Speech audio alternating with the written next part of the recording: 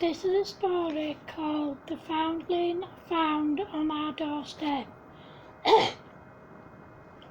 There's a family of 11, 4 adults, Grandma Eve, Grandad Joe, Mum Lydia, Dad Mike, and their 7 kids, Emmett, Jake, Isaac, Evie, Erin, and Taylor.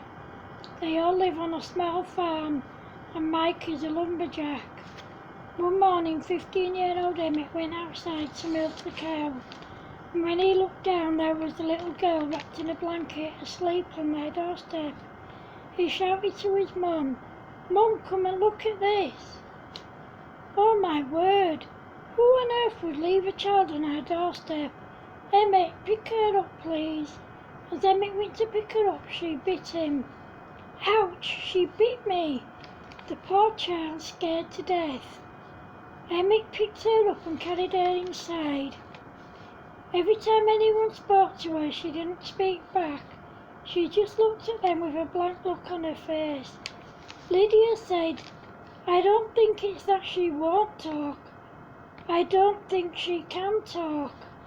"Lydia, if she can't talk at this age, there must be something wrong with her. We don't know what we're dealing with here.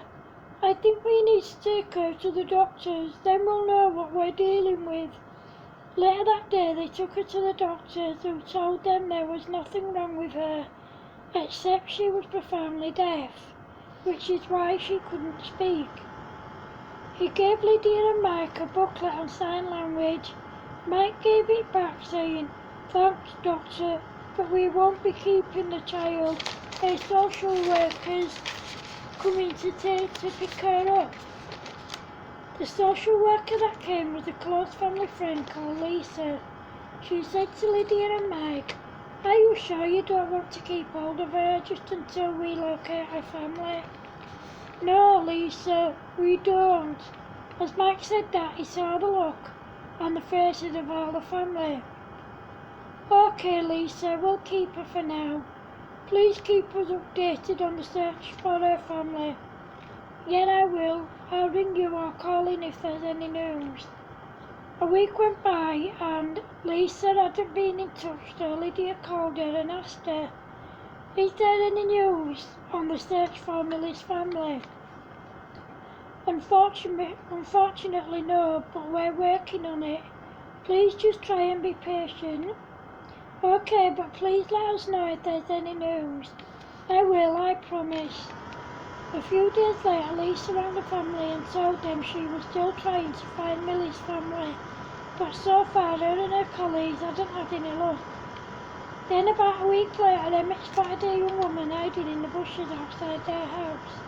He asked her, "Excuse me, but why are you watching our house? Are you Millie's mum?" As Emmett walked towards the woman, he heard a man shout the name Maggie, and then she ran off. Emmett ran after her, but he couldn't find her. He went back and told his parents, and they phoned Lisa. Lisa called the police, who were helping her to search for Millie's parents. They took down the description of the woman, but they couldn't find her anywhere. She'd just disappeared. In the meantime, Emmett and his family taught 6-year-old Millie how to talk via sign language. It turned out that Millie was quite bright, and in no time she was signing. After Millie had been with the family for a month, the police and social services still search for her family was still ongoing, but the police and social services still hadn't had any luck finding them. However, one day Emmett saw the woman getting out of her car, but she saw him, got back in her car and disappeared again. Thankfully though, Emmett managed to get the registration number of the car and write it down. He handed the information to the police.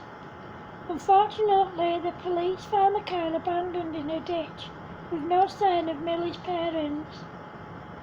However, the couple's DNA was all over the car, and Millie's dad was well known to the police, and he was wanted for burglary and car theft.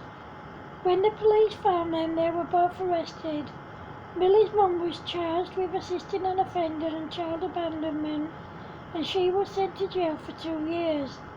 Her dad was sent to jail for 6 years for all his crimes. Both of them were stripped of their parental rights, meaning that Millie was free to be adopted. However, Lydia and Mike couldn't bear the thought of little Millie going to strangers, so they adopted her themselves. Millie's very happy living with Lydia, Mike and their family. She's now been fitted with hearing aids and she's learning to speak. Soon she will be starting a special school for the deaf, and she can't wait. She gets on with all her new brothers and sisters and they all love each other very much. Of course, like all siblings, there are times when they fight and argue, but they soon make up the end. Thank you.